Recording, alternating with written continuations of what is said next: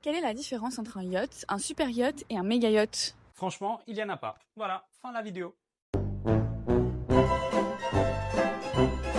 Bon, pour comprendre un peu, on va creuser l'étymologie du mot yacht, qui vient du néerlandais yacht, et ça veut dire tout simplement chasse. Et chasser quoi? Les poissons? Non, les poissons on les pêche, bien sûr les pirates.